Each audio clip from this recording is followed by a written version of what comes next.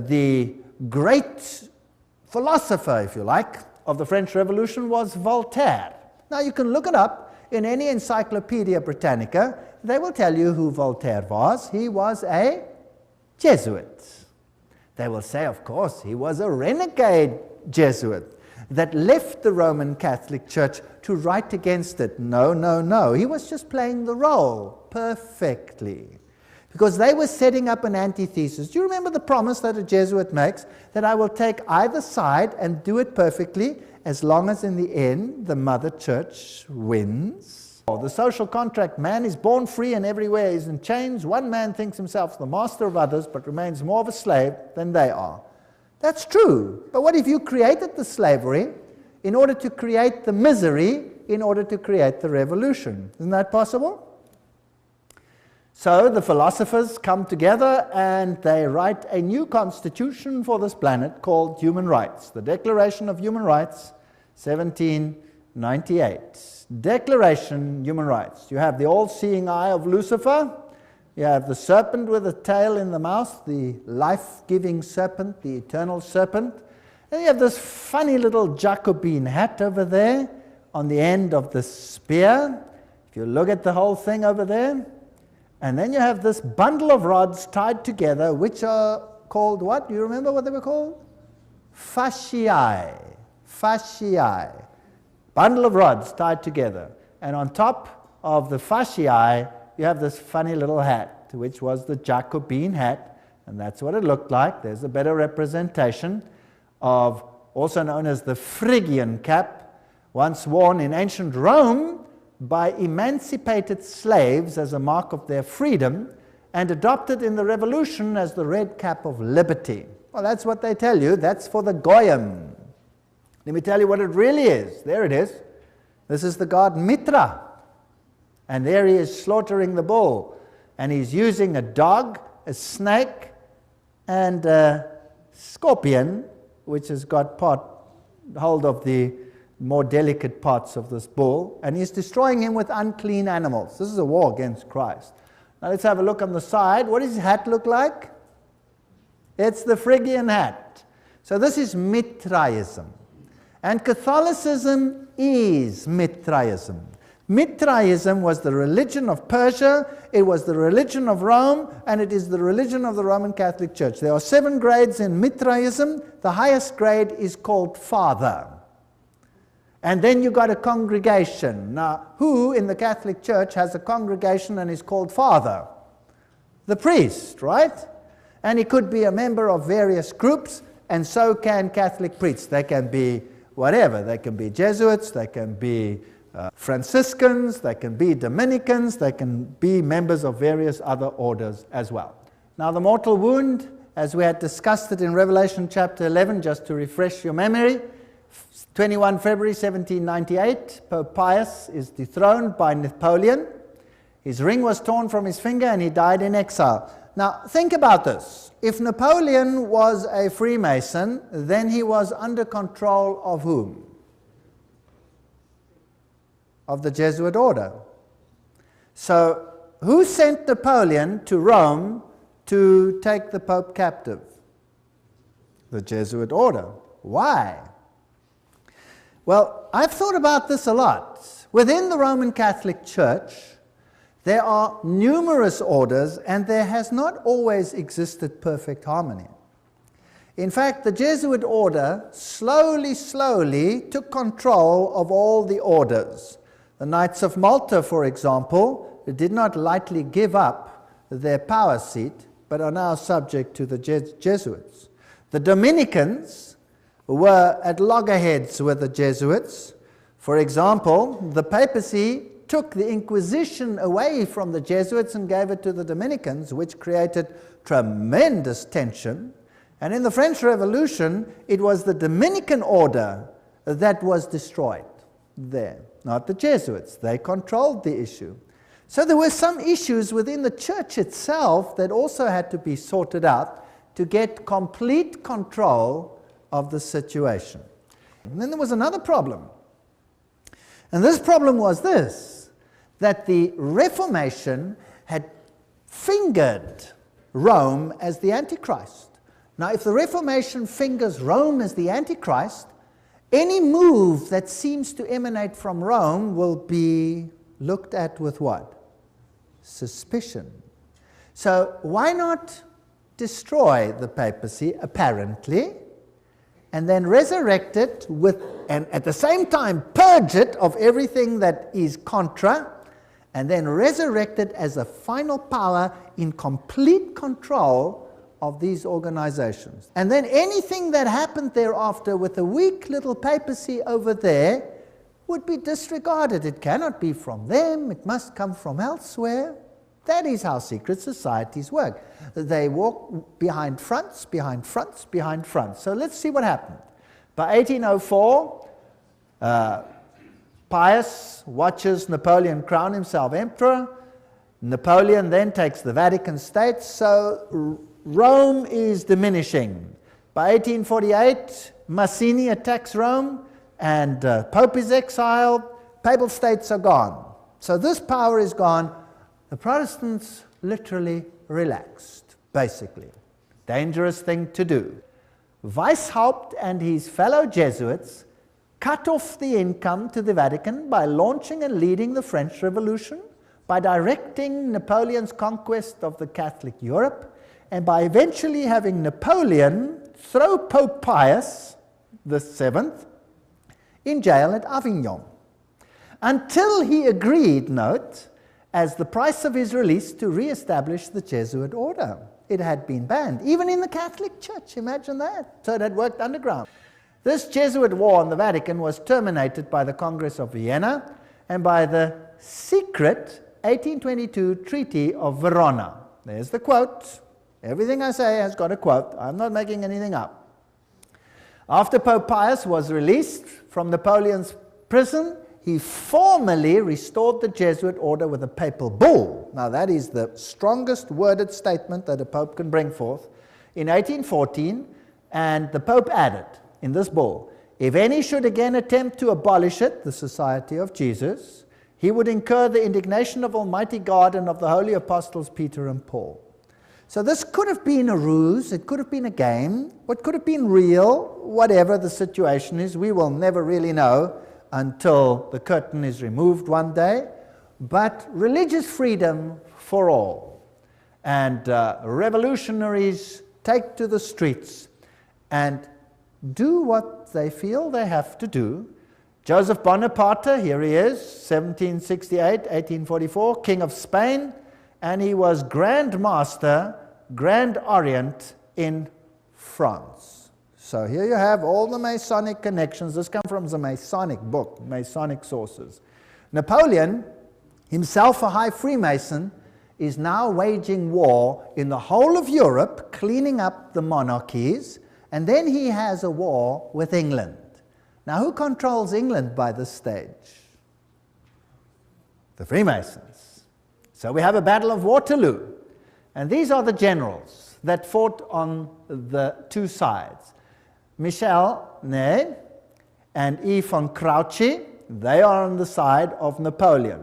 High Freemason, Napoleon, High Freemason.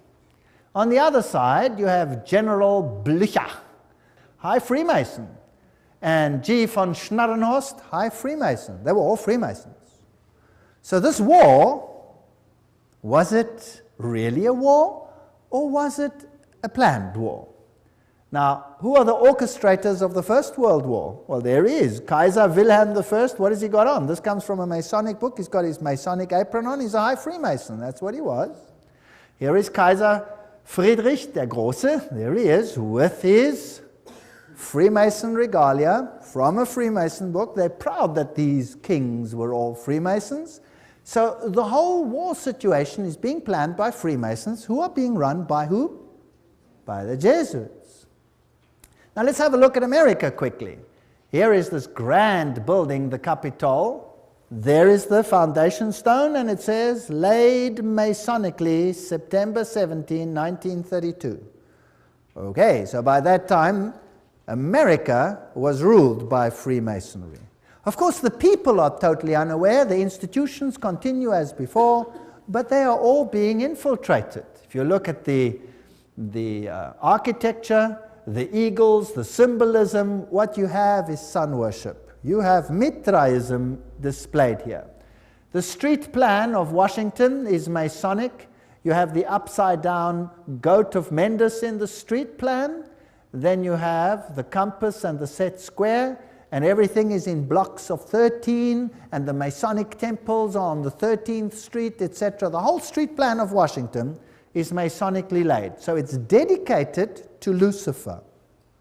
Of course, the people are unaware of this. The White House is then built with this tremendous stela over there, the height of which is 555 feet. Not 666, that belongs to someone higher in Rome. This is 555. And isn't it interesting that 555 is the number that Hollywood uses? Have you ever heard when they say, what's the telephone number on any TV program or any one of those? Oh, it's 555, blah, blah, blah, blah, blah. Have you heard of that? It's dedicated to Hollywood. By the way, in Hollywood is the wood they use to make a witch's staff. So it's dedicated to Lucifer. It's witchcraft. Who laid these foundations? The Freemasons. So let's ask them what it means. Here is the Encyclopedia of Freemasonry. You're going to get a better source than that. Obelisks were originally erected in honor of the sun god. The connection comes from the Egyptian worship of the phallus. So we don't have to go. It's dedicated to Osiris and to Isis. The military structure is a pentagon, which is the high center of the pentagram, into which, for example, 13 witches would step in order, 12 around one, in order to propagate a curse. So this is also a witchcraft structure. So it's just a building, but it has certain connotations. Then France, the one that has this new philosophy for a new world, sends a gift to the United States, the Statue of Liberty. So let's ask UNESCO what it means. UNESCO says the 7 rays emanating from Mitra's halo, there's the god Mitra, symbolize the triumph of the forces over the forces of darkness. Now, you must understand that Lucifer says that Michael and his angels represent the forces of darkness, that Yahweh is the devil. Isn't that terrible? You remember that? We did that? And here, UNESCO tells us that the head of the Statue of Liberty is adorned with Mitra's 7 rays. The flame she holds is a sun symbol. So this is the torch of Lucifer. Because it doesn't matter whether Lucifer is male or female, he's androgenic in his story. Here is the foundation stone.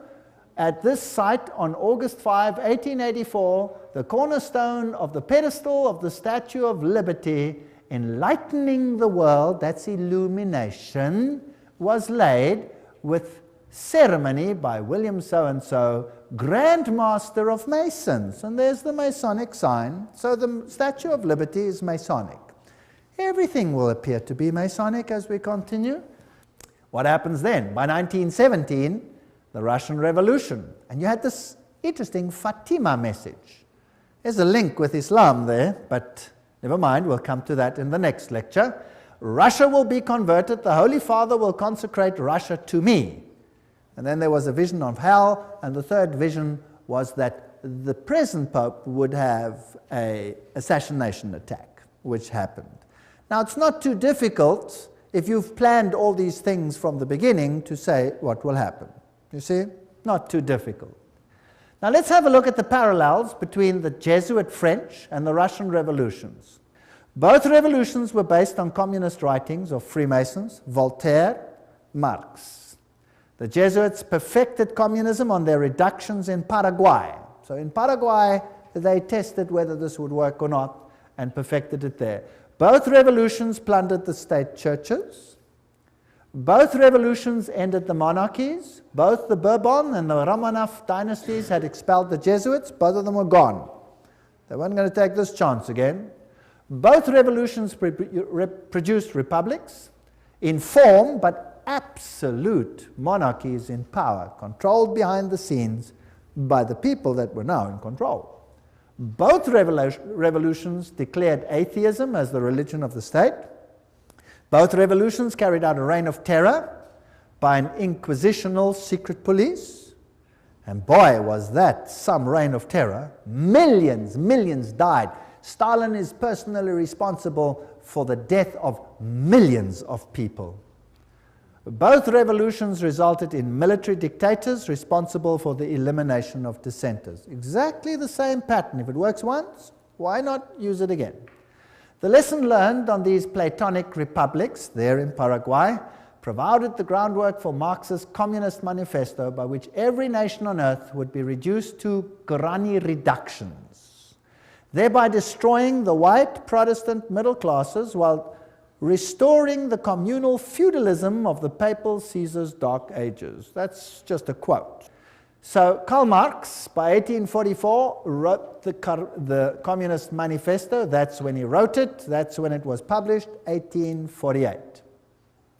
By 1928, Papal Nuncio in Germany leads the Catholic powerful center party to the right and helps skyrocket Adolf Hitler to power. Now, who's Adolf Hitler? By 1929, Pius disbands the Catholic Party. It's done its job, and people are ready to vote. And in the same year, he crowns himself sovereign ruler of the world. What arrogance. Now the Pope is sovereign ruler of the world. In the same year, he signs the documents. Now a ruler has to have a country, and he gets his papal state back, the smallest state in the world. And the papacy now again qualifies as a political entity. Now, it had been dead, it was no longer a political entity, so the beast was mortally wounded, and now it gets its power back, and now it qualifies as a beast again. Its wound was healed, isn't that correct? That's why the San Francisco Chronicle, almost quoting the Bible, says that while they signed this document, the wound was healed in this display. Now we're ready for war. 1934, in Yugoslavia, an organization called the Ustashi is formed. What a disgusting organization.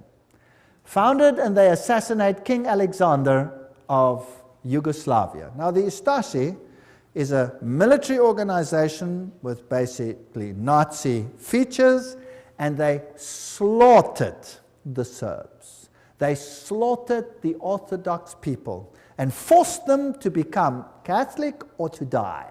One of the two. Now, let's have a look at the Freemason political leaders in the United States, and I'm just quoting from various sources and web pages. There will be different ones here, so you can check it out for yourself, to show you just who's control at the moment. We'll just run through them quickly and see what degrees they are. Bill Clinton, 33 degree. Newt Gingrich, 33 degree. Bob Dole, 33 degree. Jack Kemp, 33 degree. Storm Thurmond, 33 degree. Colin Powell, 33 degree. Jesse Helms, 33 degree. Barry Goldwater, 33 degree. Al Gore, probably 33 degree. Then another one over here, another one, James Monroe, Andrew Johnson, James Garfield, McKinley, Roosevelt, of course, William Taft, Franklin Roosevelt, Harding, Lyndon Johnson, Gerald Ford, Ronald Reagan, George Bush, all of them, Yitzhak Rabin, Yasser Arafat, Prince Philip, Duke of Kent, many others. Here's another source. Saddam Hussein, that's interesting, we'll have to come to him, 33 degree Freemason. Tony Blair, 33 degree. Gerhard Schröder, Prime Minister of Germany, if you like, President, 33 degree. Benjamin Netanyahu, 33. Yasser Arafat, 33 degree. Ronald Reagan, Gorbachev, Helmut Kohl, Shimon Peres. Francois Mitterrand, 33, was Grand Orient Lodge, of course. Yitzhak Rabin, Willy Brandt, all of these old ones were Freemasons. Some more. Joseph Stalin, he was Illuminati, he was a member of the Grand Orient Lodge. Leon Trotsky, Grand Orient Lodge. Kissinger, he's a member Committee of 300. J. Edgar Hoover, 33. Cecil John Rhodes, Aleister Crowley. Walt Disney was a 33 degree Freemason. Olive Palm, Al Gore, Tony Blair, Joseph Mengele, that's interesting. That's the mass murderer of the Nazis. He was Illuminati. Robert McNamara, you name it, they're all there. Billy Graham, oops, sorry, let's move on. Colonel John Glenn, Buzz Aldrin, everyone who's ever been up in space has to be a Freemason of the highest degrees. Here are just about all the presidents of the United States in the presidential gallery of the lodge. I photographed this myself. I went into the lodge, I went into the presidential gallery, I photographed each one of these. And then, me? Not me. Anyway, so that's the symbolism of a new world order on the dollar. The world is going to be united under one central government, and that government is going to be in control of Lucifer, not Jesus Christ. Although Jesus Christ, of course, knows about it, permits it, and is ultimately in control. He tells us ahead of time that this is going to happen. And then the end of the story is that Jesus will reign on this planet. Revelation 13:11, and I saw another beast coming up out of the earth, and it had 2 horns like a lamb, and he spoke like a dragon. We're going to deal with this prophecy in detail in another lecture.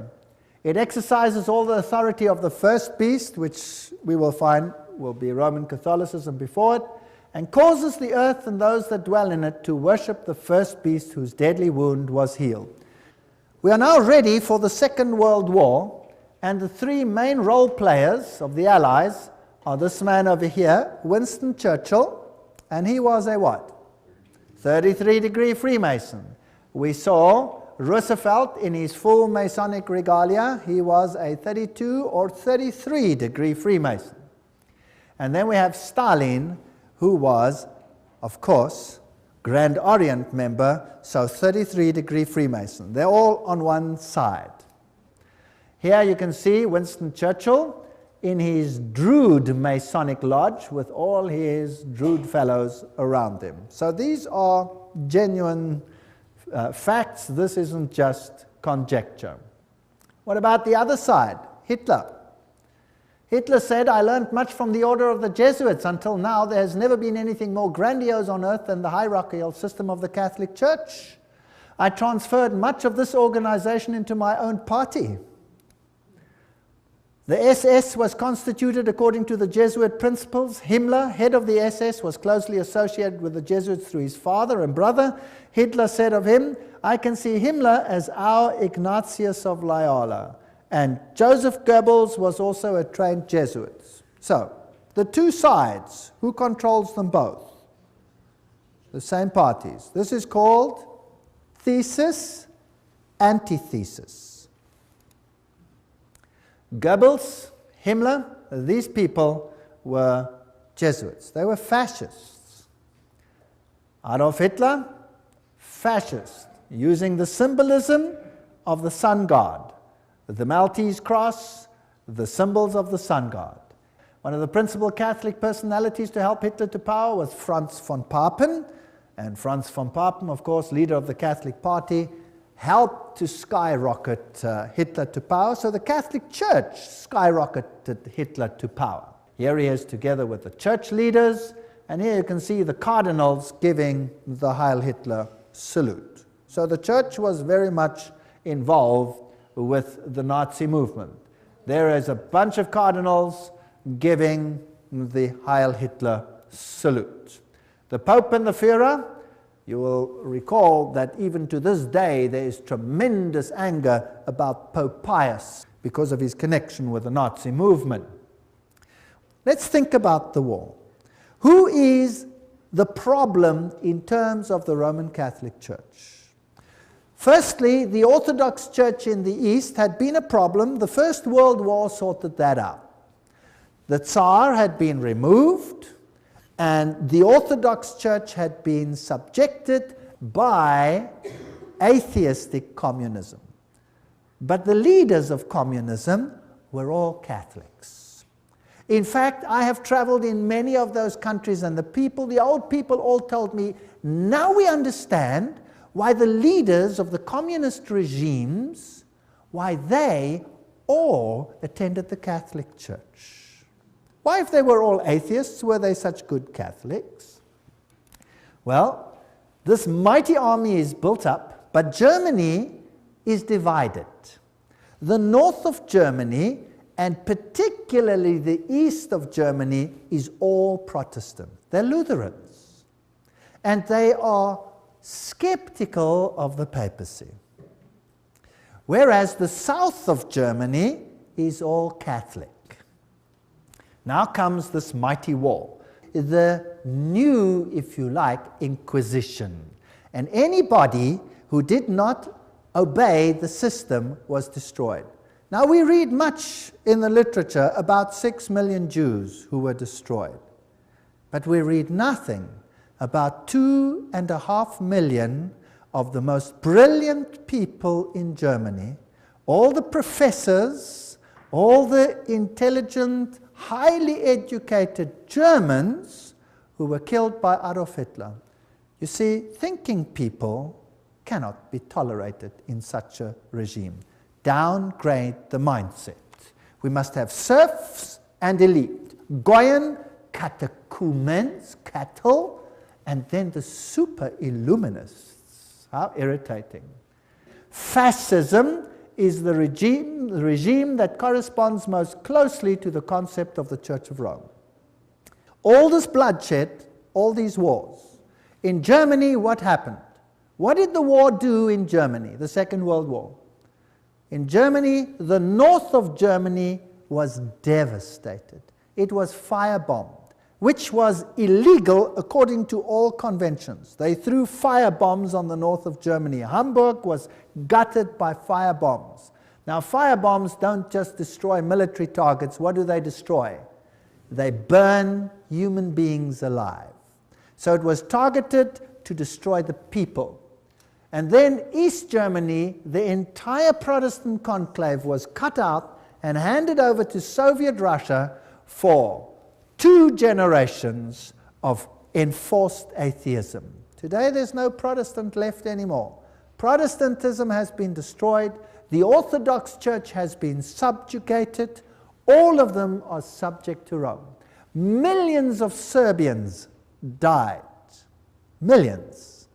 It has been a slaughter in the last centuries such as this world has not seen. Why?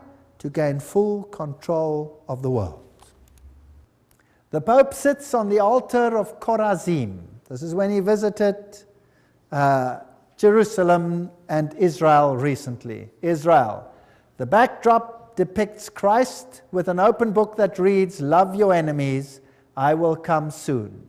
What else do you see on his throne? An upside-down cross. There's the Pope too with an upside-down cross, symbol of Lucifer's victory over Jesus. This is a sad state of affairs, and we looked at the teachings of Illuminism, we looked at the teachings of the Masonic order, of the secret societies, and we saw that Lucifer was their god. They said so themselves. I believe that we are on the threshold of history. I believe that the final events are unfolding. And I believe that we need have no fear because God said that He would give them the opportunity to show their true colors. The final apostasy against God will end in the greatest victory the universe has ever seen, and the kingdom of God will soon be ushered in. If you thought that this was long in the future, I have news for you. It is at the door. Jesus is coming soon. Thank you.